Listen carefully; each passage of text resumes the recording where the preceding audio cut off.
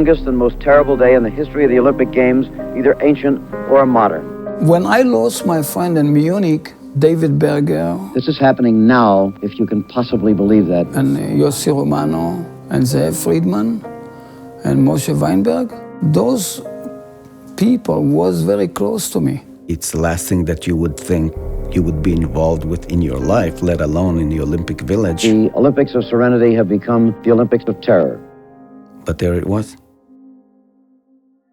Good afternoon. I'm Jim McKay speaking to you live at this moment from ABC headquarters just outside the Olympic Village in Munich, West Germany. I was there playing as a reporter, as a adjunct swimming coach with no credentials. So that's the connection. The peace of what have been called the Serene Olympics was shattered just before dawn this morning, about 5 o'clock, when Arab terrorists, armed with submachine guns, faces blackened, climbed the fence, went to the headquarters of the Israeli team. The Israeli delegation was assigned to 5 different units. The people that were killed were in apartment 1 and 3. I resided in apartment number 2.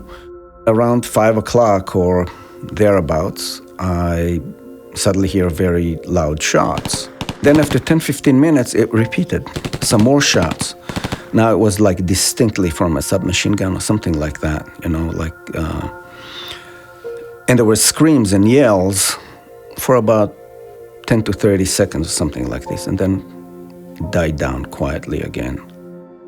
The marksman from the apartment on the 2nd floor came down and he said, well, the terrorists came by and they took, people, they are holding hostages, the weightlifters and the other people, and they shot Muni. Moshe Weinberg, a coach, 2 shots in the head, 1 in the stomach. Muni is the nickname for Moshe Weinberg.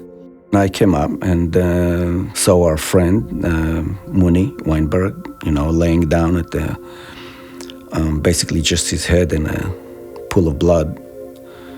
And the Palestinian terrorists negotiating with people outside. A group called Black September, the Popular Democratic Front for the Liberation of Palestine, or the PFLP, the famous Popular Front.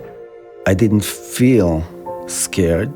I just felt, there's nothing for me to do here, and it's not safe here. Man, everything changed from overnight, there's military guys here, there's armored cars, there's helicopters over top of us, and I'm going, whoa, what's the heck's going on?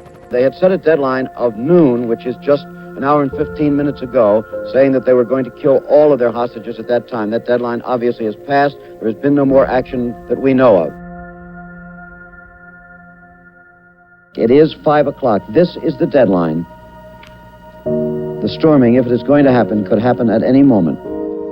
One of the guys from the Puerto Rican team goes, hey, you can see what's going on from our room.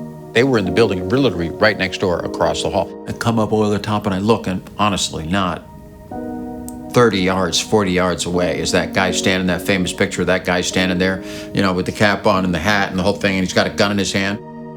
Nobody really knew how to react to it. All we know is that in our complex, in the next building, athletes just like us had been murdered. Are we safe? Do we need to go home? They are awaiting the arrival of a helicopter, presumably to take away the Arab guerrillas. Reports from the airport say that no aircraft are standing by, that anyone can tell, to take the guerrillas anywhere. As to what will be done with the hostages, we don't know. We're all sitting there and following Jim McKay on the news when we were watching our friends being loaded on the 2 helicopters that came down, because this was right outside the window where we were watching. We were on the 9th floor, and the helicopters were coming down there, and our friends were getting out of the buses with their hands and arms tied behind their backs and tied to each other, and the terrorists with submachine guns shooing them to the helicopters. And this was the moment that all of us, thought it was the perfect moment to do something, to take an action. But of course the Germans wanted to get everybody, this whole incident, out of the village. Finally, the Germans agreed to let the Arabs take their hostages to the heliport, still inside the village, where there were, I believe, 3 helicopters finally, one of them taking off. And feeling extreme rage and helplessness. That's the last time we saw them. Well, after that, they went to a military air base some 28 miles from Munich. There, a shootout took place, the result of which is still not clear. The latest word we get from the airport is that, quote, all hell is broken loose out there, that there is still shooting going on, that there's a report of a burning helicopter. I've just been told that the German police thought they had the Arabs isolated, opened fire on them, whereupon, reportedly, the Arabs threw a hand grenade into the helicopter, blowing up the helicopter and killing all the hostages. There was this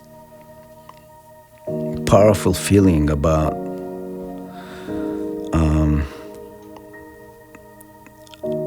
Jewish people getting killed on German soil again. We've just gotten the final word. You know, when I was a kid, my father used to say, our greatest hopes and our worst fears are seldom realized. Our worst fears have been realized tonight. They've now said that there were 11 hostages. 2 were killed in their rooms yesterday morning. 9 were killed at the airport tonight. They're all gone.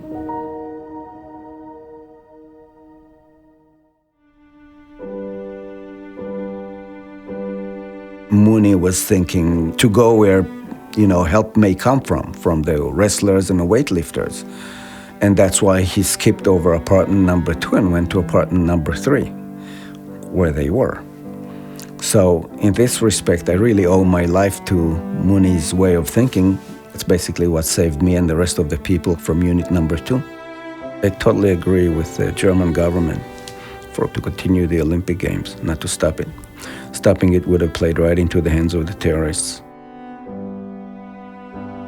We had to be strong against the terrorists, and I think it was a good decision. And I find it was a good way to finish the games. All the Israeli people look up about those people. The 11 get killed. And when they come with the coven to Israel, it was a bad time to Israeli people to feel like what the sport will mix with the politics. Every 4 years you come from all parts of the world and you participate in something that is above politics, above economics. It's just about friendship and athleticism. And I'm for these 3 weeks or a month, every 4 years, I'm glued to the television.